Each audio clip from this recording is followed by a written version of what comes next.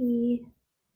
Hello, travel nurses. Welcome to our first ever Gypsy Nurse virtual conference. We would love to be with all of you in person, but we're still happy to be able to bring you some informative sessions and some fun all week long.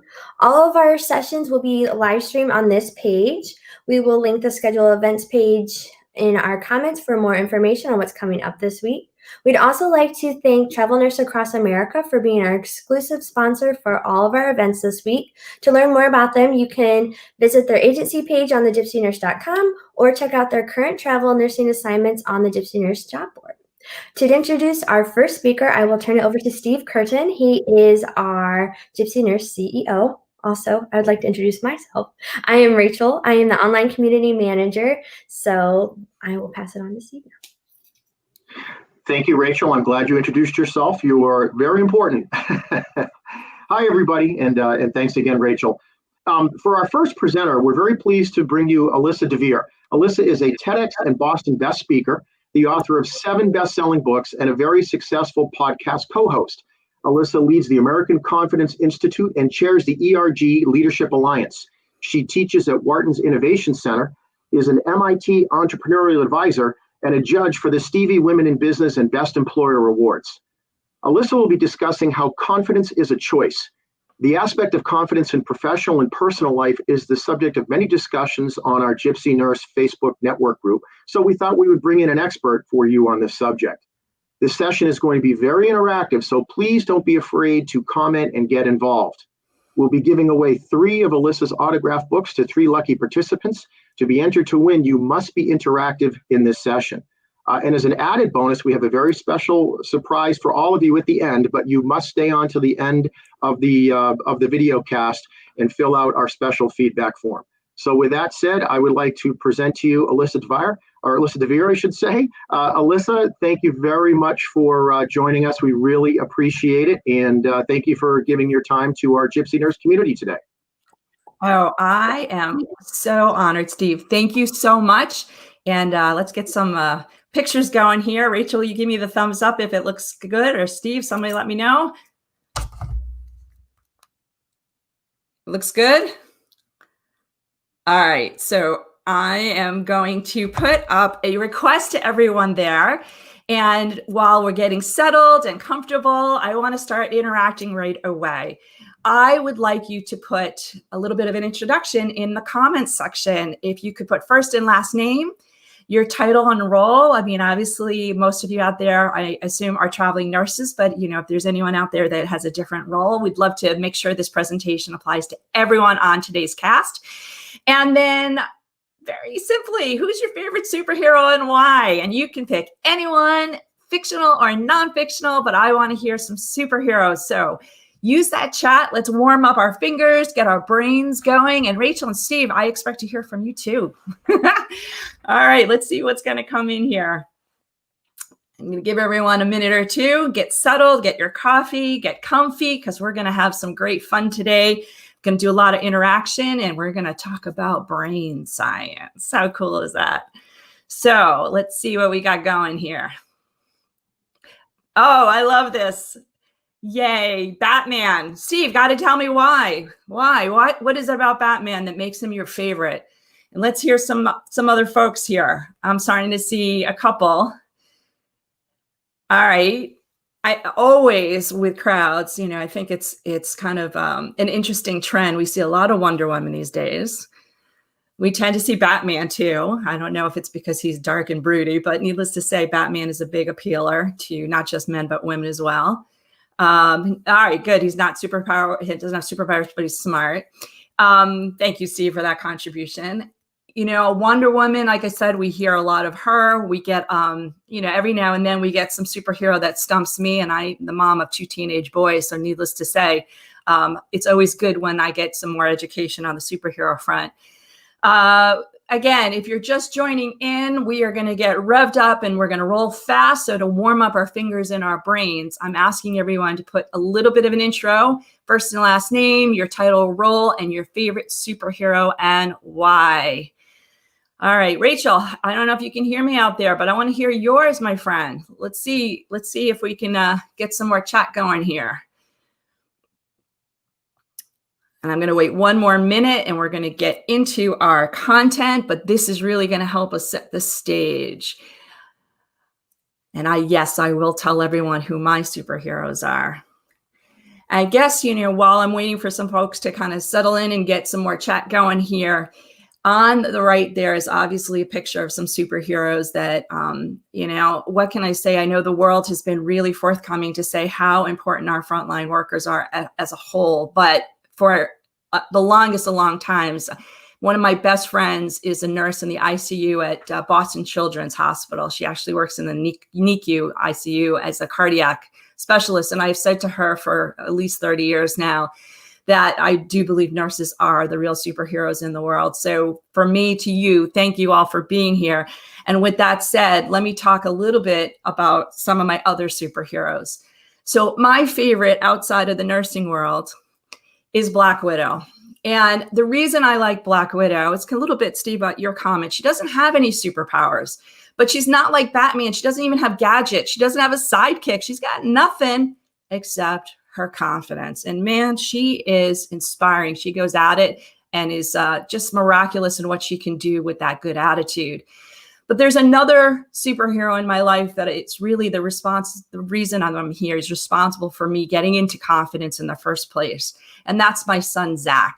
Now, Zach, who is now 21, when he was about 10 years old, was diagnosed with a very serious neurological condition. It's called dystonia. And at the time, the doctors were telling me that Zach would likely become paralyzed. You see, he couldn't control his hands at the time. And they didn't know very much about this condition. And even the best doctors all up and down East Coast for, literally Boston, New York, Philadelphia were really confounded by this. And it wasn't until it was diagnosed by a young attending medical student that she said, I know what this is. And we figured it out. But again, because it was so new to these doctors, they were Googling it on the internet. And it really shook my confidence because here were these experts, the neurologists, top of the food chain in the medical world, and yet they had no answers. Often were making them up, quite honestly. I could tell that they were unsure. You could tell from their body language and their lack of confidence. And that was really, it was terrifying. Be point blank about it. It was terrifying.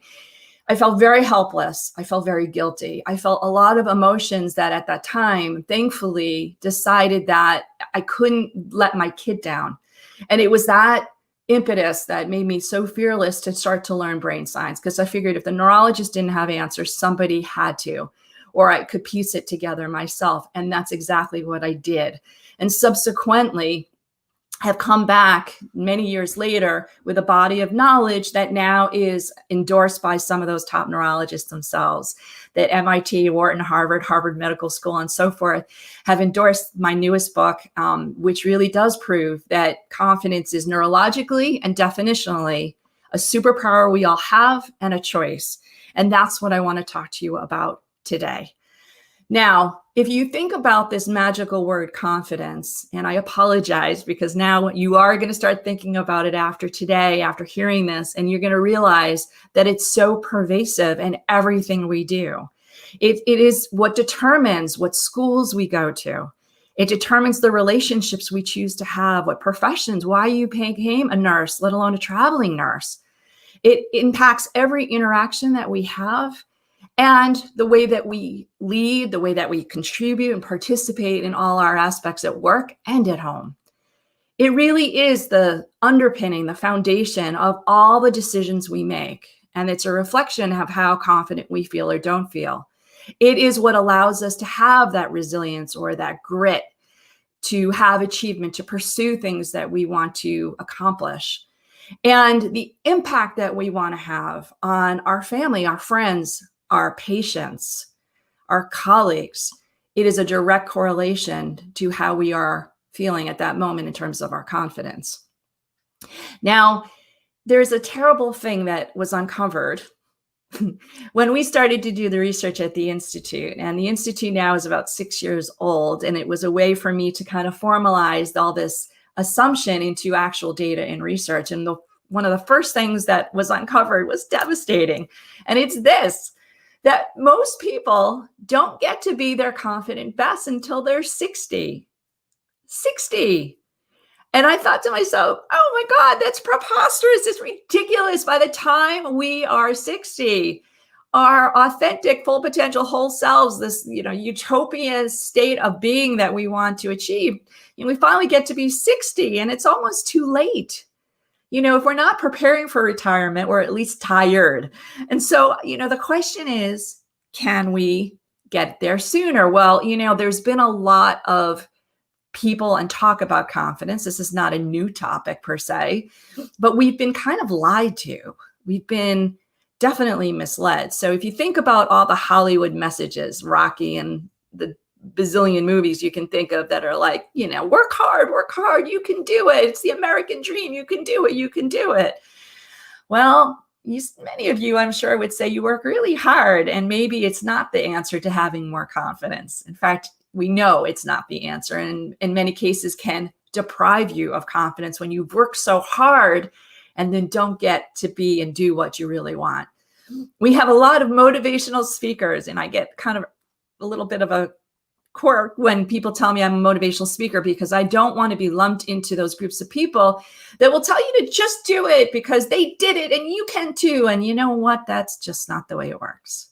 You don't learn vicariously in that way. We're going to talk about mirror neurons, but that's not a mirror neuron reaction. That is somebody saying because they had some kind of a situation in their life they overcame that you can do it too. And that's not the way our brains learn. And anytime somebody says just fake it till you can make it, I want you from here on in to basically ignore that, because it is completely not true. When somebody is faking it, we know it. We see it. We sense it. We have this ability to know that confidence is being faked. So the reality is that if you have been taught, which most of us have, that confidence is a result, it's not. Confidence isn't a result. It's a requirement. It's a requirement to achieve and do the things you want to do and be the person you want to be.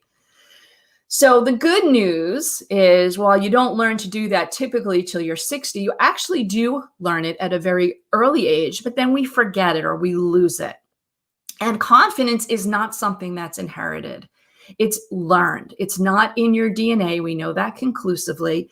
It is something that we learn. So again, mirror neurons, that phrase I threw out before, some of you who may be into brain science know that mirror neurons help teach us to do things. So a lot of the things that you learned as a nurse, maybe you read in a book, but you watched or you absorbed other people doing it, whether it's taking somebody's blood pressure and so forth. There are actions and things that our mirror neurons sense and then imitate. If any of you have ever worked with stroke patients, you know that they often literally put a stroke patient in front of a mirror so that their good side, if you will, can help teach the side that's been impacted, using mirror neurons to do that. So very important part of our neurological structure and our learning is mirror neurons. So we learn how to hold a bottle as a baby. We learn to walk, to talk a lot because of these mirror neurons. About 4, 5, 6 years old, we've kind of already mastered that aspect of what confidence and bravery and fearlessness kind of is. And we're going to say and do and wear anything we want. A tantrum, an adult throws a tantrum, it's not so great. A little one throws a tantrum, you kind of expect it, and it's their way of just expressing the way they feel at the moment. They are going to wear polka dots and stripes, and we're going to like it because that's the way they act, right? But what happens, unfortunately, is we hit a magic number.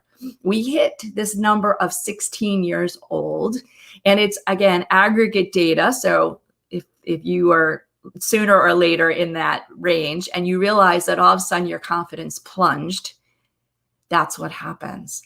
At 16, we are socially aware. We realize that there are rules and things in the world that we have to abide by, and they don't always correlate to how we want to be. So our confidence takes a real hit. In fact, boys go down about 30% of their confidence, total confidence at age 16, and girls lose about half. And again, at 16, this happens, and it takes us another 50 some odd years until we're 60 to get back to that level when we were 4, 5, 6 and really loved and just expressed who we authentically are. So can we hack that process? And I said earlier that we are going to do that today together? The answer is yes. All right, so another interactive moment, I'm going to ask you to recall a time that you felt confident. Now, this example is mine, where I was with my family, and you can see my son, Zach, on my right there, and my husband and my other son, Ben. And it was a couple of years ago now. We were playing at a charity event to raise money for hurricane relief for Puerto Rico. And the person who actually took the picture was my uncle, who's from Puerto Rico, and his family, his mother, his brothers still live in Puerto Rico. So it was a really wonderful day that we were able to do something very powerful. And I'll never remember, I'll always remember, I'll never forget how wonderful I felt. I felt confident and good. I was with my family doing something powerful and good. And so that picture, just putting this picture up, makes me feel confident. So I'm going to invite you to think about a time in your life, and it can be something small or something big. Maybe the day you got your nursing degree, or you helped out a specific patient, or maybe you were just in a happy place reading a book, whatever it was. But I'm going to invite you to identify that. And I really wanted you to think for a moment about how it made you feel. I want you to just kind of envision it. If you can see it in a picture right now, if you have it on your phone or on your desk, great. But if you can just envision that moment and focus on how it makes you feel now, that would be great. I'll give you about 20 seconds to do that.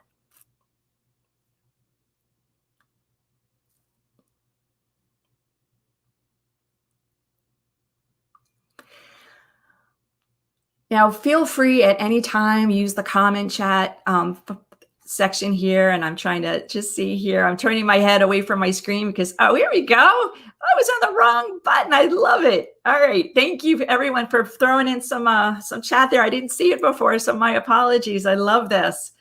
Oh, and we got some Black Panthers in the super chat. I love it. All right. So at any moment, any time during today's presentation, feel free to put some more comments in if you have questions or you want to share something. It's great. It's just a really great way for us to feel connected. And I'm going to ask you to do it throughout today, of course.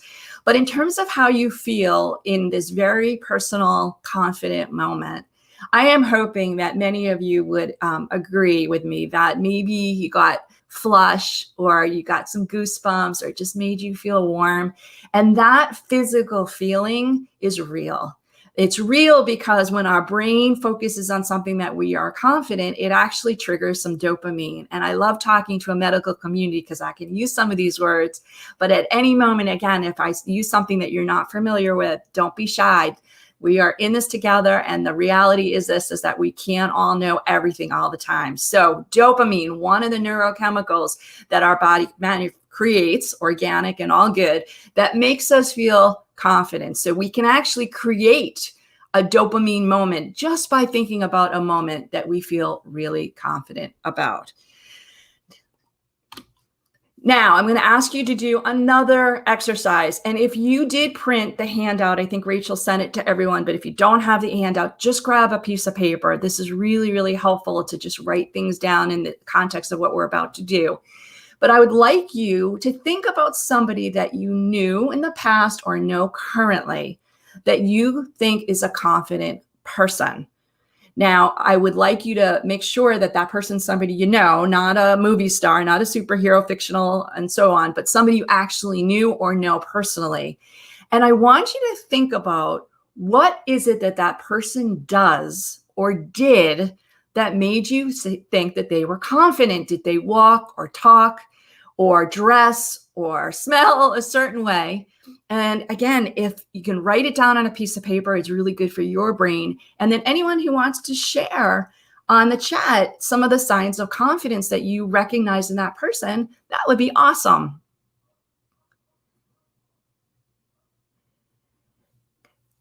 I'm reading some of these comments too as you're all thinking, and I really appreciate it. Oh, and Lindsay, good for you for noting that your son with autism is your superhero. My superhero son too. As we know, it's a wonderful thing to have our own children to be such an important part of our life and let them know. So I appreciate that. And Liz said her mom too. I love that. That's great. Everybody, thank you so much for contributing. So again, anyone who can share some examples of what your role model person, your confident role model person has in terms of the way they speak or walk or talk again, signs that you think they're confident.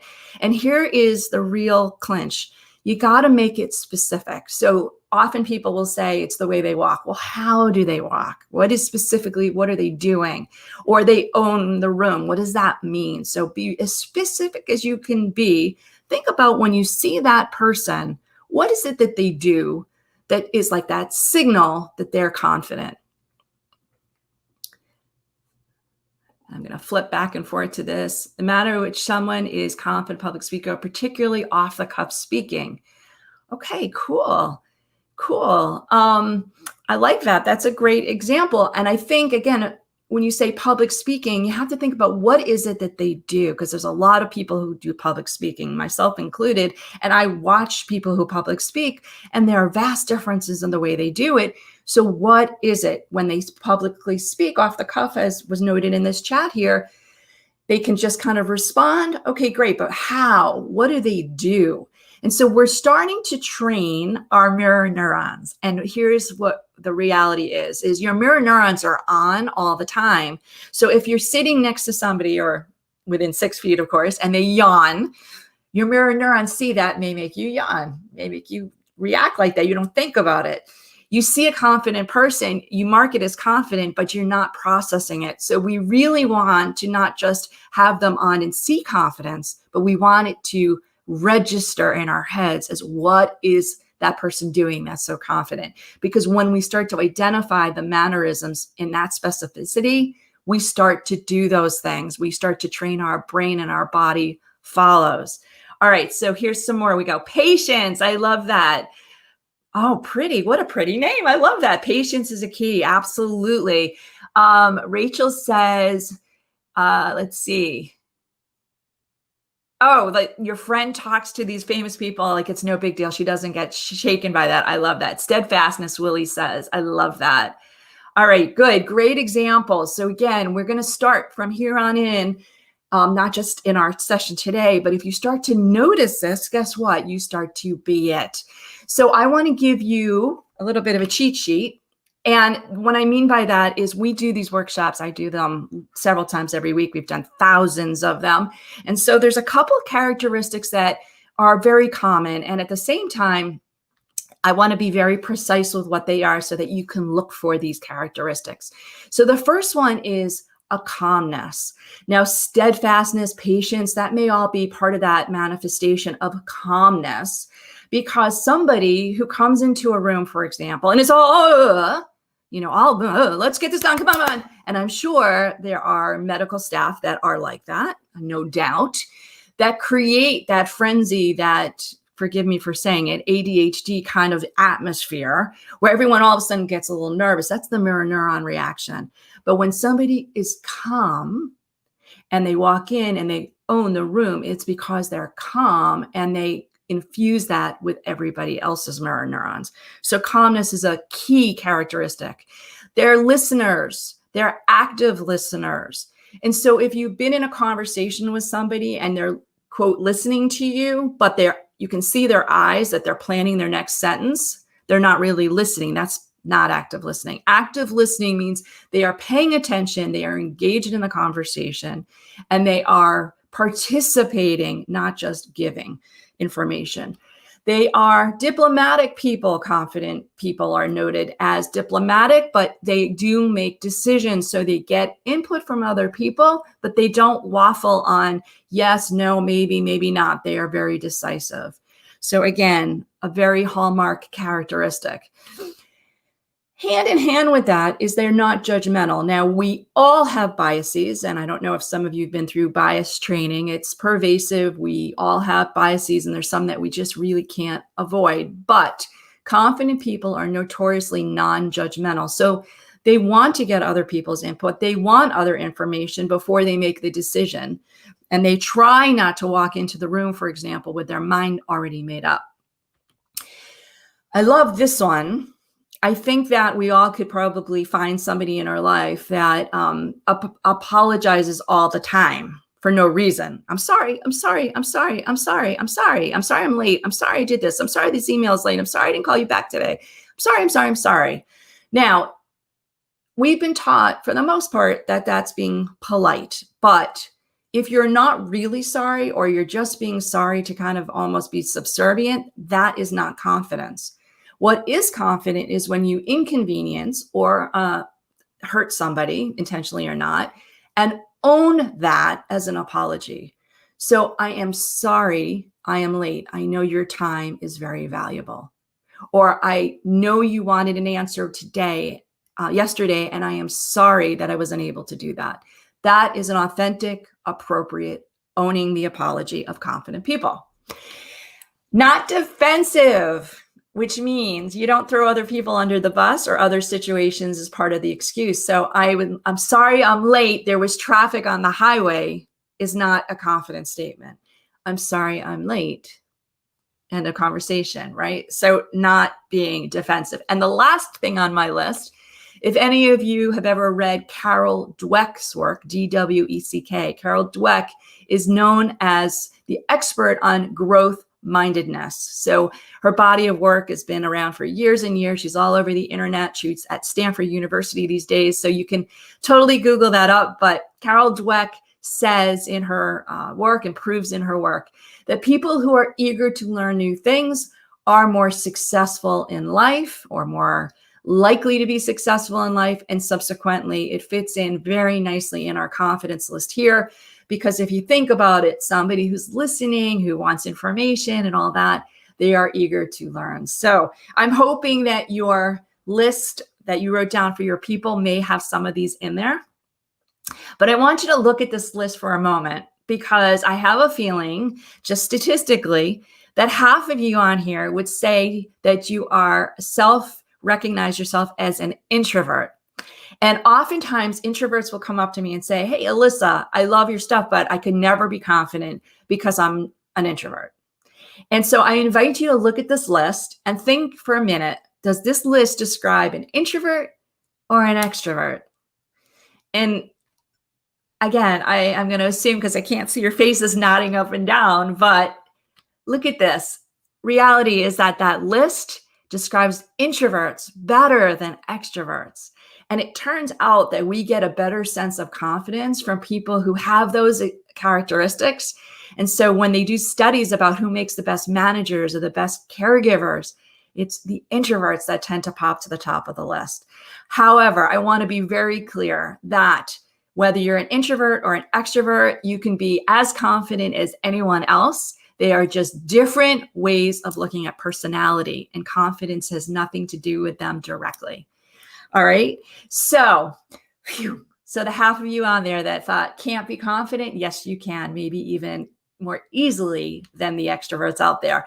All right. So let's talk about the opposite. Now, the opposite of confidence is not insecurity. What?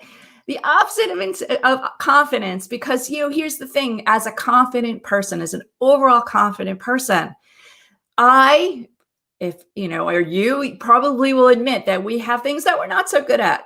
I'm not great at cartwheels, to be perfectly blunt. Not so good at Excel pivot tables either, and a bunch of other things. But I embrace those things, and I embrace them as knowing that I'm not good at it, and I get help from other people who are good. So not confident people I'm talking about are the kinds of people that are just generally not confident.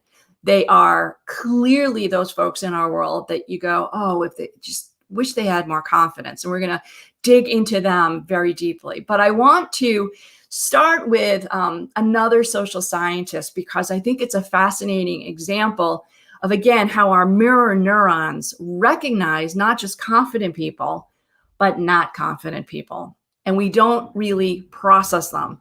So the second social scientist is a very well-known woman named Amy Cuddy, Cuddy. And Amy Cuddy was at Harvard and is most famous for something called ta-da. Anyone who knows what that is?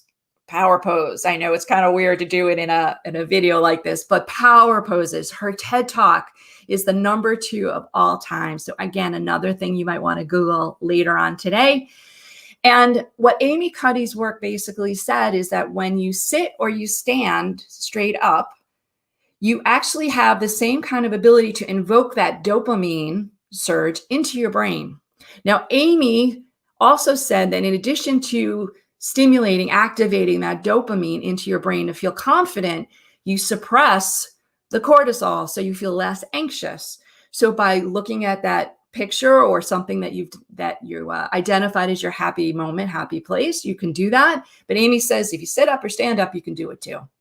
And going into a restroom and doing this before an interview or some kind of a stressful situation can help you get to that dopamine rush, cortisol suppression, and feel confident. Now, lots and lots of people have been trying to replicate our work. It was a lot of all kinds of controversy around it, but I'm going to explain to you as we get a little further into our brain science why it really does work. Now, regardless of whether it shoots dopamine or not, there's another impact of this stand-up, no slouching kind of posture. And I would invite you to look at the young woman on the screen right now. She's standing very straight. She's got a nice innocuous kind of outfit on, a nice pleasant smile, and she looks confident. But I'm going to change her posture, and I want you to pay attention to not so much her dopamine or your dopamine level, but just your immediate impression. So here we go. Now look at the difference. Same suit, same smile, a slight slouch, and all of a sudden, she no longer has that confident look to our mirror neurons. So I want you to take the opportunity again on the worksheet or a piece of paper and write down just some characteristics again of somebody that you know or knew that is not confident, and how did they walk, talk, dress, etc. And this time, if you don't mind, I would love to see some chat for anyone who's willing to do that as well. Rachel, I don't know if you're on, but I'm hearing some music on the phone. So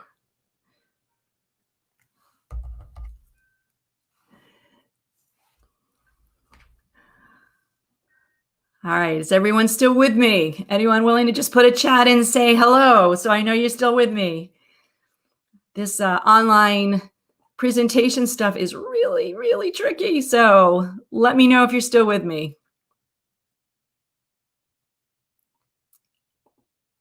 All right. Thank you, Steve. I appreciate that. Rachel, thank you. All right, good. Started hearing music in the phone, so I took my earbud out because I started wanting to dance. All right, my friends. So anyone want to contribute? What is not confident? Oh, Willie, thank you. Constantly questioning their own judgment. Absolutely. A great example. Liz, thank you for letting me know you're here. Anybody want else contribute? What does not confidence look like?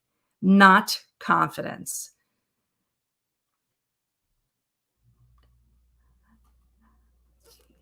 Thank you, Alyssa. I appreciate that. Willie, thanks again.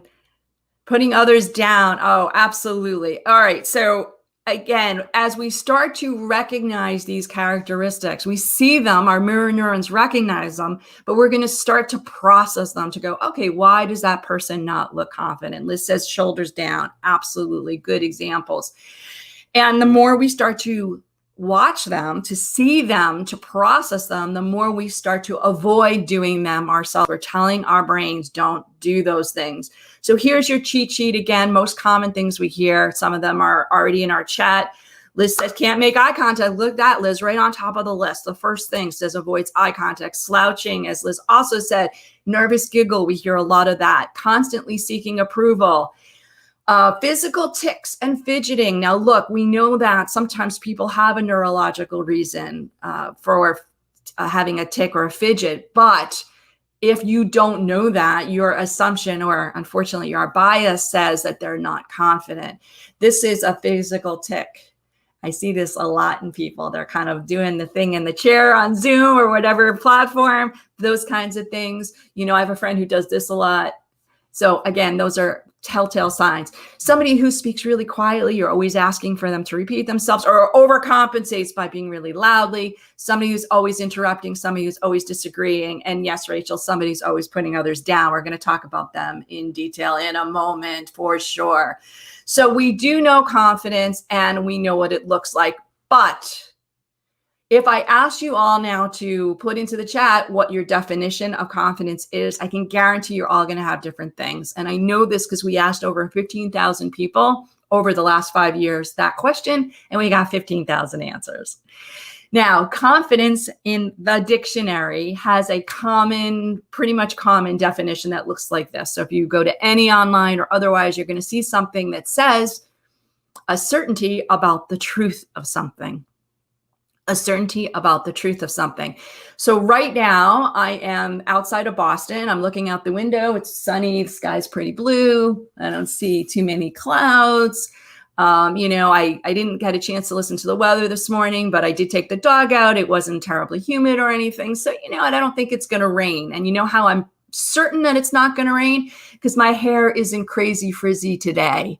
At that point, that data I can use also to create a certainty about the truth for myself, in this case, the weather. And based on that certainty, then I will have additional thoughts, decisions, or behaviors. So for example, if I go for a walk later with the dog, I'm probably not going to take an umbrella. Very simple example. I can make the same example with anything, the stock market, the presidential election, when COVID's going to finally go away, all these things, right? Now, a certainty says that I have enough certainty, I have enough information to be certain. And here's the thing, in the dictionaries, in the definitions in the dictionaries don't have that word, enough. So it is having enough certainty. Now, when we talk about the weather or these other kind of data-rich things, we can make a decision. We either have enough or don't have enough. Do we fit within the margin of acceptable error to say that we're certain? Question then is, what is it when it has to do with ourselves? What's the data that we need to be certain about being confident about ourselves, to have confidence in ourselves? And it gets a little murky here. So again, it's certainty about the truth. But in this case, it's not the truth of whether my hair's frizzy or there's a cloud in the sky. It's the certainty about what we value, what we want, and what we need. What we value, what we want, and when we need. And again, when we're clear enough about those things, then we can drive our thoughts, our decisions, and our behaviors. Now think of it this way. When you have that parameter, when you have that boundary or that lane that you know very clearly what you value, want, and you need, then you can make decisions that make you feel confident. So again, it's a very academic, definitional explanation, but as we start to get into the brain science, we have to recognize that we've kind of known, we've had this ability to create this boundary, this self-awareness, this higher level of thinking for hundreds, if not thousands of years. I don't know if anyone's out there like me missing yoga. I've tried it online. It's not the same. Needless to say, yoga, martial arts, any of the Eastern philosophies, acupuncture, all of these have a very common premise, a common philosophy, is that there is a higher level of thinking we can achieve that then controls the body. In fact, if you roll forward from thousands of years ago when this stuff started, it's still around today, it must work. But we had another instance of this higher level thinking, and it's in the form of Abraham Maslow.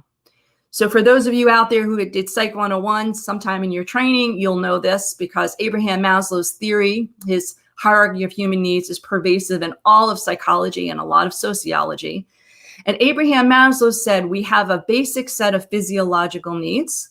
You know this as nurses for sure, that there's things that the human body has to do. We have to eat, we have to breathe, we have to go to the bathroom, we have to sweat, things like that that keep us alive.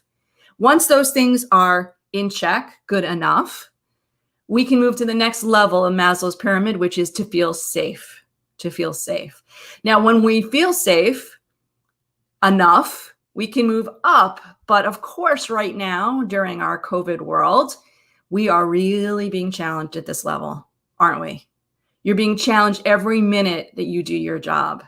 So it's very hard. Again, in Maslow's 1940s, long time ago, work said, until you feel that you're safe enough, you can't go up into the pyramid. Now, up in the pyramid are things like the need to belong, the need to belong, which is really key to what we're going to talk about in terms of the neuroscience of confidence, because we all need to feel that we belong in a hospital, in a particular hospital with a particular team, in a webinar like this. It's part of the Gypsy nurse community. It's part of a family. It's part of a club or an association.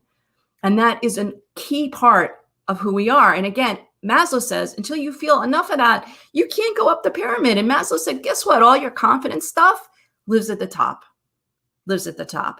So again, 1940s, long time ago. And now we have this beautiful technology revolution. We have all these beautiful tools like functional MRI that now we can look inside the human brain while it's doing things. And so we actually now can confirm that all that philosophy, Maslow and other, was right, that we have the ability to consciously control our confidence, and by the way, our bodies too. So what makes a confident person confident is that they choose, that they consciously make those decisions to be confident. And when you do that, just as a starting point, you're well on your way to hack that 60-year process. All right, so how does this break down? Well, one thing we do know is when we choose to do something, choose to learn something, choose to change a behavior, we invoke neuroplasticity, this beautiful ability to physically change the brain. Now, when I say change the brain, you're not going to overwrite necessarily trauma, but you can create new pathways, neurogenesis, create new pathways that become default if you practice them. So if you want to learn to play golf and you practice your swing over and over again, we call that muscle memory. It's actually neural pathway being created to say, this is how this is done. Same thing with confidence. So we are going to start talking about how to do that. Who's ready for some brain science? Anyone out there, send me some chat love if you're a brain science geek like I am, because I love this stuff. So very simplified brain science. For those of you who are into brain science, I know this is very simplistic, but I think it's important that we all have the level sense. Yay. All right. We got some brain science fellows out there. So back of your brain, back of your neck rather, is your brain stem, and it connects to the spinal column. Of course, the brain stem is known for its control of autonomic function. Autonomic function is heartbeat, breathing, sweating, all those things at the bottom of the physiological pyramid of Maslow. But really think of it this way. Anytime your body is doing something on a regular basis, you're not consciously thinking about it. Most likely it's being controlled by the brainstem. Very important. Now, brainstem, okay, yay, all right, got some brain science fans and some novices. So hang in here with me. We're going to do this together. But the brainstem is really interesting because it is the oldest part of the human brain from an evolutionary perspective. Cave people pretty much had this in their heads, fight or flight, all in the brainstem. They didn't have to make a lot of decisions, fight or flight. Brainstem did it for them. Very reactionary part of the brain. It is also the first part of the brain that develops in utero.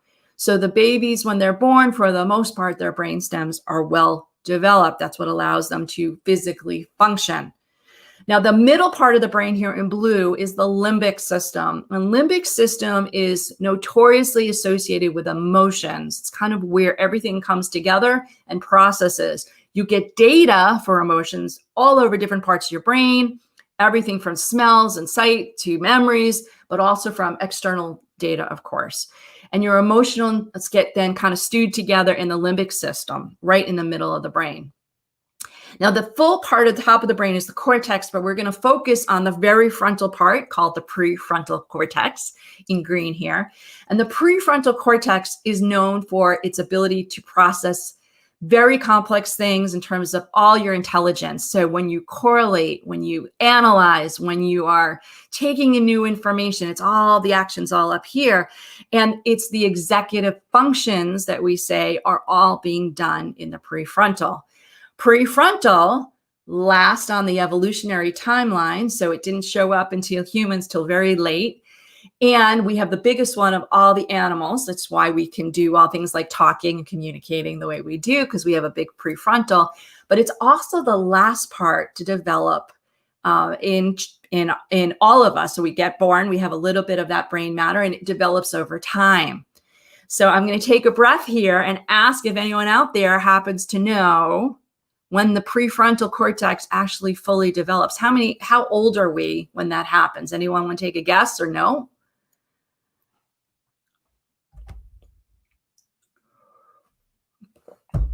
I'm going to flip to, I've got two chat windows going to, oh, Rachel's a ringer. All right. Yeah. Steve and Rachel know. So it doesn't happen until about 25, 26 years old.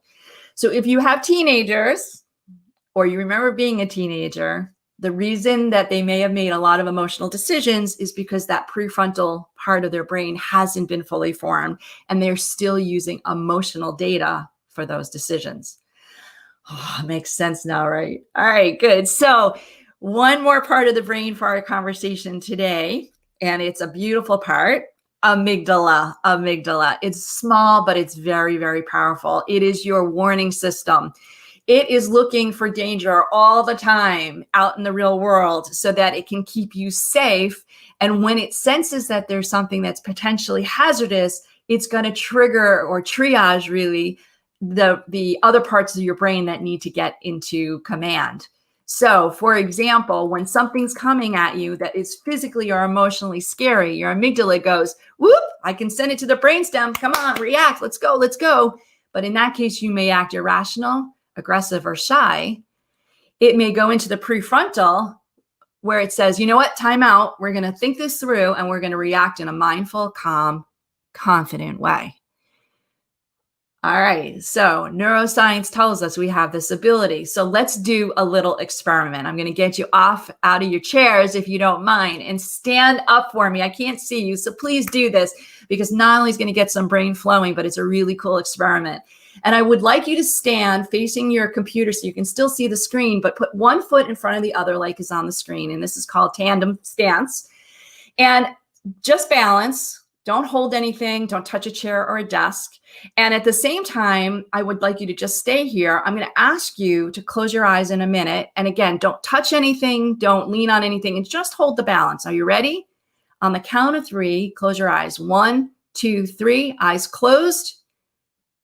All right. Open your eyes. Stay standing. My guess is that it was a little harder to balance, if not a lot harder. What's happening? Well, when I asked you to close your eyes, your amygdala triggered on and said, woo, we're in danger. We may fall over. If we were doing this in a public group, trust me, everybody would be wobbling because you wouldn't want to embarrass yourself. Your amygdala is going to go on high alert. So this time we're going to do it a little bit differently. This time I want you to look with your eyes open straight in front of you and find a focal point. Find something that you can stare at, a dot or your monitor, something that is just you can really look at. Hold the position with your eyes open. And this time, when I ask you to close your eyes, I'm going to ask you to imagine staring at that same focal point through your eyelids. All right. So you're going to imagine seeing it even though your eyelids are closed. On the count of 3, 1, 2, 3, close your eyes. Stare at that focal point through your eyelids. All right. You can open your eyes and you can sit down if you'd like. And my guess, again, because I can't see you on this virtual format, is that you probably had better steadiness on your feet that time. That focal point enabled you to not wobble as much. Now, why? Well, very simply, because your amygdala went off, we're going to fall, but that focal point kept your prefrontal engaged. And when your prefrontal is in control of your brain, your body follows. You stayed calm and cool because you were in control up here. How cool is that? So again, fear comes in. In this case, it was a little physical fear. The first sense, we went down to our brainstem. We started to wobble. The second time, we were in control up here, and we kept our body from falling over. Neat. But physical fear is only one type of fear. It says there's emotional fears too. And there's all kinds of emotional fears. I call them villains, confidence villains. I'm going to blow through these really fast because they're going to be so obvious to you, but there are situations, there's people, and there's ourselves. And again, obvious because we know they're out there, they're everywhere, but we don't always pay attention. So we're going to start to do that going forward. It's total awareness. Now, what these have in common, these emotional fears, is that they trigger one of three things in our brains. Our amygdala goes, whoop, I'm about to be emotionally attacked. And the amygdala says, beware, brain, because you may fail, you may regret something, or you may feel rejected. Rejected, back to Maslow's need to belong. When one of those three fears is triggered, guess what? Our confidence doesn't hold well. So let me show you. Situations. Simple situations. If you've interviewed for a job or applied for nursing school or something where you were literally walking in to be determined to either yes or no, get a yes or no. They like me, they don't like me. I passed or I failed. You know that triggers an amygdala moment. It's a very scary thing. That's why.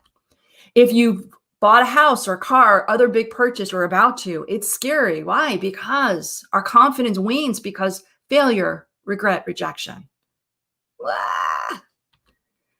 How about giving a presentation? Let me tell you this, my friends. More people statistically would rather die than give a public speech. It's true. This format is easier to think about. It's 10 times harder to do. And let me tell you, when I'm presenting and I don't get feedback, even I get a little confidence stir up. But again, if you realize that the reason that kind of itchiness, that uncomfortness, that wobbliness emotionally is because of failure, regret, or rejection. My amygdala is scared. How about this? You talk to somebody about medical information, a patient, a family member, and you know that they are just not able to focus. They're not there. It's because, again, they have that amygdala alarm going off, that they're fearful that they are going to fail, they're going to regret, or they're going to be rejected. That's what's causing that lack of confidence. Now let's talk about other people. I said we're not going to throw people under the bus, but we're going to do a little bit together. How about that? So how's this list? And Rachel, before you put something in the chat, I think you're going to recognize some of these people based on your comment that you may know that have one or more of these kinds of characters. They're this kind of a person, that they may be cocky, bitchy, bitter, cynical, pedantic, condescending. You can read it, one up or one downer. Somebody who's disagreeable all the time. Somebody always has to add their 2 cents, a commentator. What's that about? Now, I call them imposters because they think these behaviors make them look confident. And we know that they don't. However, when you meet somebody who's cocky, bitchy, bitter, cynical, pedantic, your first inclination is to identify them as that. Your second thought, though, is you doubt your own judgment. Well, maybe they're really better than I think they are. They think they're so good. Maybe I should too. So they're true imposters. Imposters. Villains. Now, why did I say villains? Because guess what? The reason that they are doing these behaviors is they think they're being confident, but in reality, they're trying to steal some of yours because they're having an amygdala moment. They are fearing of failure, regret, and rejection going off in their heads. But instead of putting it up here for them, they're trying to steal some from you. They're trying to steal some confidence from you. Human behavior happens all the time. Bet you've had patients or family members who are like this, and you wonder why. Well, now you know. Other types of people I call bonehead behaviors. Ever have a conversation with somebody and they're not paying attention, they're on their cell phone? That's a bonehead behavior. That steals confidence. That poor woman is having her confidence being stolen by the guy who won't pay attention. Smartest person in the room. Happens a lot. I teach a lot of doctors, a lot of very smart people. My students are often like crazy credentialed people, and they feel like they have to be the smartest person in the room at all times at somebody else's cost. They have to say, nope, you're wrong. This is the correct answer. And they embarrass that other person. They make them feel small and not confident. It's a bonehead confidence move. Micromanaging. Somebody tells you something, they're pedantic. They're always like, no, that's not how you do it. Again, may not be intentional, but it is certainly a way of stealing confidence. Being talked over.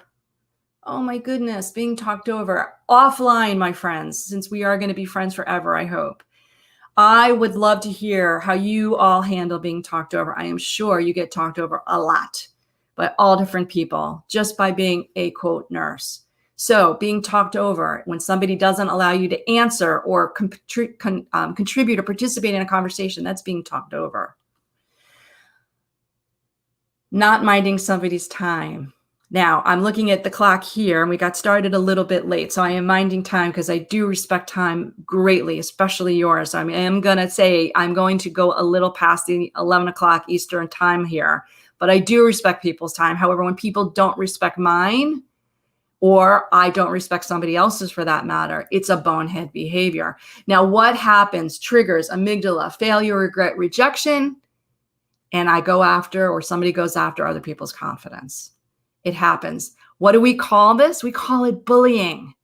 If it happened to a child and somebody was trying to take their confidence, we would call it a bully. But in grown-up land, we don't even notice it. We just take it for granted. We just assume it's normal behavior. It's not good behavior. It may be normal, but it's not good. It's a form of bullying. All right. So we've thrown people under the bus. Maybe some of us have actually done these things to others and we didn't even realize it. Now you know why it happens. Maybe you won't do it in the future. If somebody does it to you, you can understand. But we don't necessarily need other people to kill our confidence. And again, we have these self-imposed sabotages. So imposter syndrome. This is when you say to yourself, please don't let them find out I'm not as good as they think I am. I got this job, but I'm really not qualified. That's not a good thing. Imposter syndrome. How about perfectionism?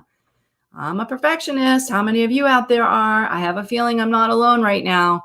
Perfectionism. It makes us not want to take risk. It makes us not even want to take certain jobs because we don't think we're qualified, when in reality we're very qualified, and or we can learn those tasks. Perfectionism kills a lot of things, especially confidence. How about fear of missing out? Fear of missing out. You get on, even, I'm sure you get on the Gypsy Nurse site and you're like, oh, look at all those great places I could go. Or you hear about somebody else's experience going to some fantastic place and you're like, oh, I suck. I'm so not cool. That's fear of missing out. And you know what? Clinically, it's proven to cause depression.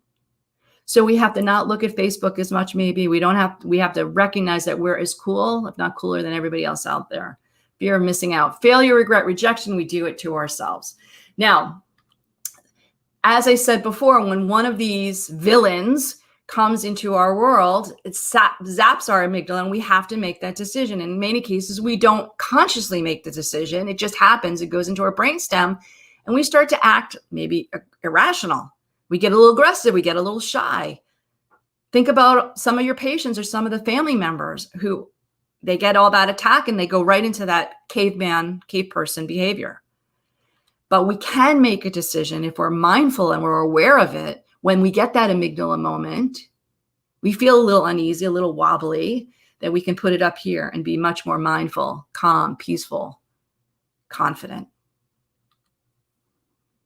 One more confidence problem, and something I want you to be very aware of if you're not already, and it is the kryptonite of all times called overchoice. Overchoice. Overchoice means you have so many choices that at the end of the day, you're so tired and you never even broke a sweat. You didn't go to the gym, didn't do anything physical other than maybe made a lot of decisions. That is a neurological term that is very prevalent, specifically in today's world, even before COVID. Now, I joke, when I was growing up, I had 5 television channels.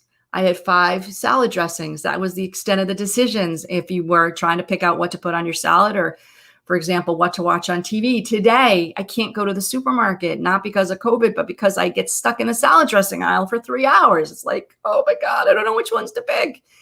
I don't even want to watch television because it takes too much brain power to decide not just what show to watch, but which bloody remote, because I had 5 remotes now, not just 500 channels. And what happens is when we go into this state of overchoice, we get something real called decision fatigue. And decision fatigue kills confidence. It makes being mindful of that amygdala moment really hard. it makes it almost impossible not just to recognize it, but to push to a higher thinking mode. So, can we be aware of it? Here's the thing.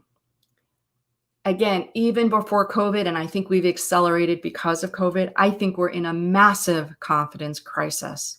Massive. I think we are, in fact, devolving. We are starting to act more and more like cave people because of all of these villains, but more importantly, because of the increasing accelerated rate of decision fatigue.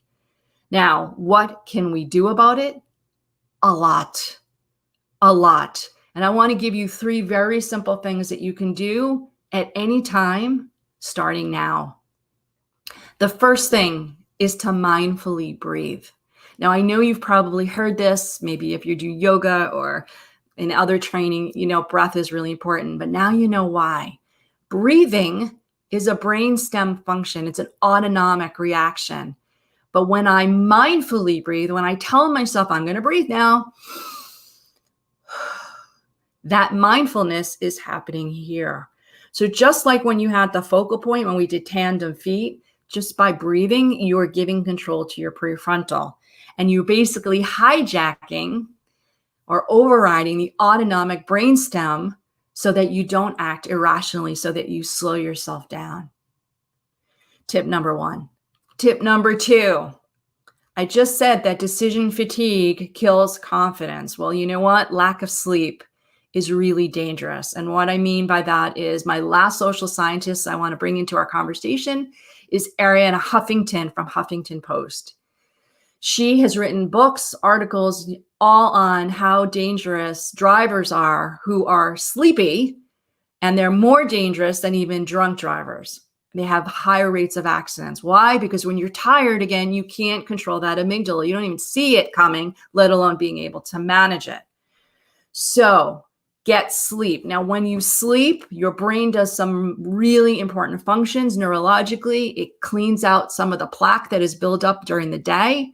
You collect all kinds of plaque in your brains, amyloids and so forth, that are being associated with Alzheimer's. So for no other reason, give yourself some brain health by sleeping.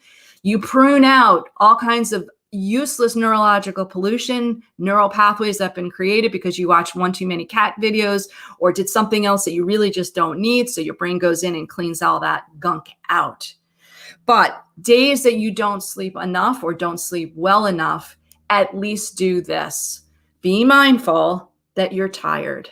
Because again, when you put that thought into the prefrontal, you get control and you can act more confidently. You may slow down, may not rush, may not make a rash decision, or say or do something that you'll later regret.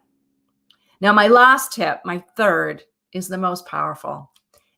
And it is this. And you do this probably every day. You probably just didn't know you were doing it. But to get confidence, to make it stronger for yourself, the best thing you can do is to give it to somebody else. Now, we had a beautiful example at the very beginning when Steve asked Rachel to introduce herself, and he said, it's because you're really important, it's because you matter. And it was that easy for Steve to give Rachel some confidence, and I'm hoping it made them both feel like they mattered, that they're important. Because my friends, if I hope in this very quick crash course on confidence, you realize something important. You have the ability in your jobs and even at home to give confidence to the world. You are true crusaders. You just maybe never realized it. And my hope is that from here on, you'll choose to use your gifts, your superpowers. So we promised a special thing at the end. Rachel, I'm going to put up the slide and I'm going to invite people to do a feedback form. But before I do that, do you want to do your book raffle first? Yes. And I'm going to put my phone back on so I can hear you. Rachel, Right. do you want to do the book first? Or you want me to put up the free gift, the gift for everyone first? We'll do the raffle. So I just did it because you're wrapping up. So we have the winners will be Lindsay Allison, Willie Bryant, and Vicky Case Allen. So either message the fan page, or if I don't hear from you, I'll message you guys. So, but you'll be getting your autograph book. And Alyssa, if you want to tell them what the people that stayed the whole time get. I do. I feel like we're on one of those game shows, and the winner, and you'll all go home with a code. No, this is not a consolation prize. This is my way of thanking you for your work out there every day that you're doing such incredible things. So on the top of this slide, I'm hoping you're seeing, and Rachel, you're going to put that in the chat too. There is a URL that if you do, it takes literally 2 minutes or less, that feedback form, you're going to get a PDF copy of the new book. It just came out in May. It was endorsed by, like I said, Harvard Medical School and MIT and Wharton. It's really everything you learned here today and more, some more tools, more tips, but you'll all get a PDF just by filling that in. And it certainly gives me confidence to hear some of your feedback, good and bad, so that I can learn and make this better for future audiences. So thank you, thank you, thank you, thank you from the bottom of my heart. Keep doing the great work. Rachel, Steve, I am done and out, handing it back to you. All right. Well, thank you so much for joining. Like you said at the beginning, the nurses really, I don't know if it was you or Steve, but the nurses really need this. They're always asking in the group. So this is such a wonderful experience for all of us, even myself. I learned quite a few things. But yeah, thank you again. And then we also want to thank Travelers Across America again for being our exclusive sponsor this week. So you will be able to watch this again later. We'll have it on our website and on our YouTube and Facebook. And then also click on that link to leave her a review on there. So thank you, everybody. Thank you, Alyssa, again. Bye.